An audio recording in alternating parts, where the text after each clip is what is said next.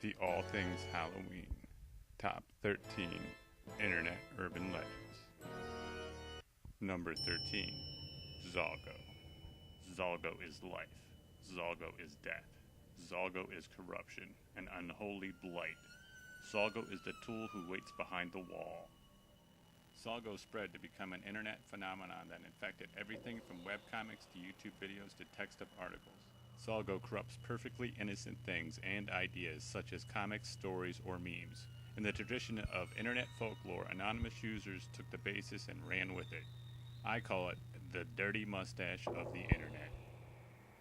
Number 12. WebDriver Torso. WebDriver Torso is a YouTube account that posts mostly 11-second videos consisting of blue and red rectangles. As of November 30th, 2014, it has uploaded over 240,000 videos and about 44,000 people have subscribed to the channel. For months, people wondered what these odd uploads could be. Some speculations include secret terrorist spy messages, military construction plans, and even communications with extraterrestrial life forms.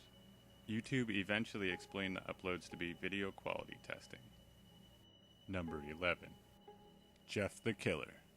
Potentially the most famous internet urban legend based on just a single image. Jeff made his first appearance as a heavily edited photo on the 4chan message boards, with the words "Go to sleep" written in blood red text. Number 10. Squidward Suicide. Purporting to be the lost episode of the series SpongeBob SquarePants, the videos didn't actually show said suicide, but instead featured a reckoning of its production over the image of supporting character Squidward. According to the narrator, he was an intern at Nickelodeon while the episode was being made. He sat down to watch a rough cut of an episode that started off normally but descending into a David Lynch territory, with characters sitting around weeping while eerie music played, and the photo of the dead kid was flashed on the screen. Let's not go digging that one up. Number 9. Smile.jpg or Smile Dog. Another story and photo that popped up from 4chan. A supposedly haunted image dating back to the beginnings of the internet. It's this old grainy photo of a dog with apparently a human smile. And apparently if you view the picture, you will go insane. So if you don't want to go insane, look away now.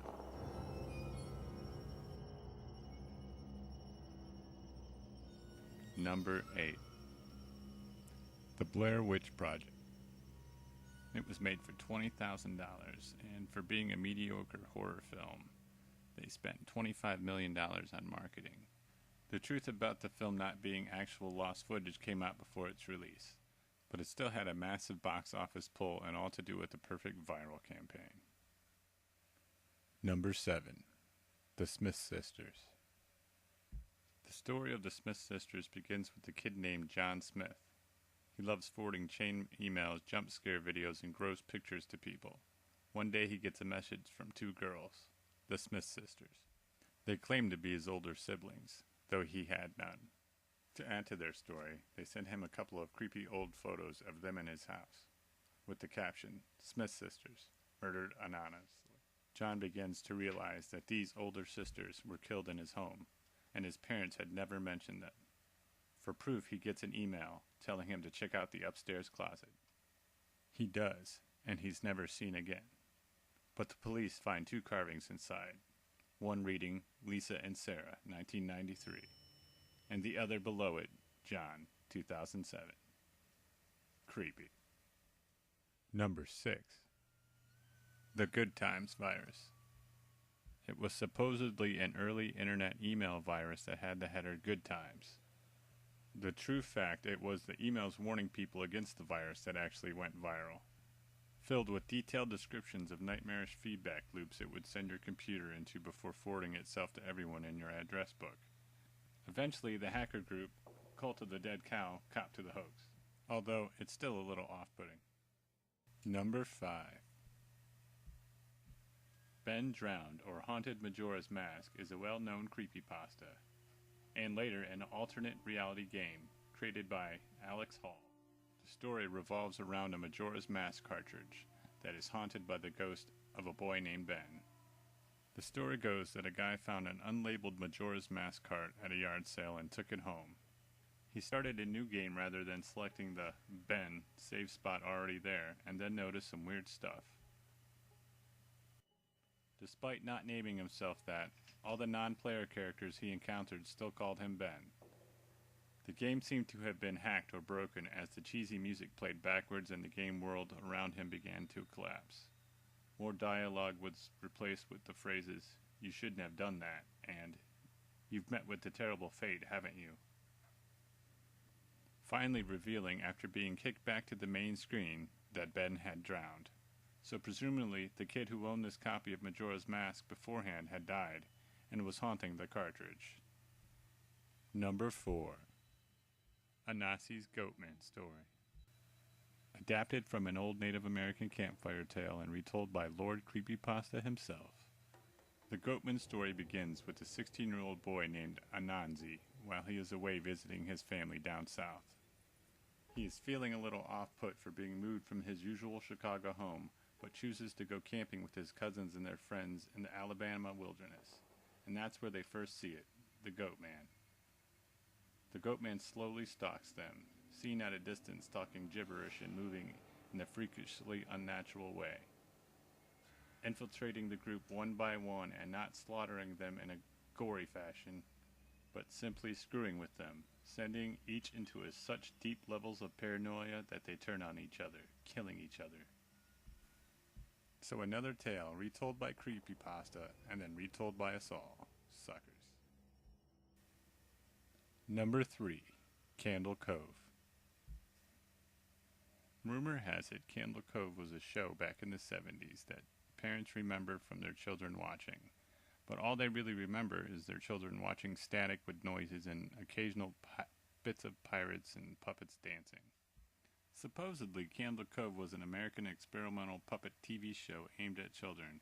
It was originally going to be called Pirate Place. The story originates from a fake set of message board correspondence created by webcomic artist Chris Straub back in 2009, where numerous posters share their memories of Candle Cove and their terrifying nightmares it inspired. The big twist at the end of the show didn't actually exist, and the kids had just been watching 30 minutes of static.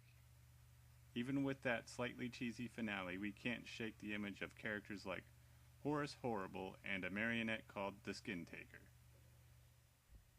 Number 2. Slender Man. The Slender Man is a fictional supernatural character that originated as an internet meme created by Something Awful forums. Using Eric Krunsden, also known as Victor Surge, in 2009.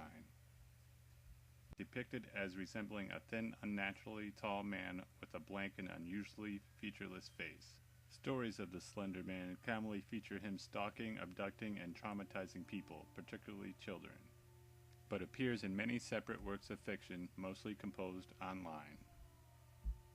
On May 31st, 2014, two 12-year-old girls in Wisconsin allegedly held down and stabbed a 12-year-old classmate 19 times. When questioned later by authorities, they reportedly claimed that they wished to commit a murder as the first step to becoming proxies of the Slender Man. One of the girls said Slender Man watches her, can read minds, and teleport. Experts testified in court that she also said she conversed with Lord Voldemort and one of the Teenage Mutant Ninja Turtles. Number 1. Cicada 3301. Cicada 3301 started on January 5th, 2012 and ran for approximately 1 month. A second round began 1 year later on January 5th, 2013. And a third round is ongoing following confirmation of a fresh clue posted on Twitter on January 5th, 2014. The stated intent was to recruit intelligent individuals by presenting a series of puzzles which were to be solved, each in order to find the next. No new puzzles were published on January 5th, 2015. The puzzles focused heavily on data security, cryptography, and stenography. No one really knows who posted these tests, and no one really knows anyone who's passed any, and if they have, what happens. I assume they work for a top organization somewhere. Is it the government, the CIA, the NSA? No one really knows. It spans multi-internet platforms and multi-countries. And it seems to be starting up again soon.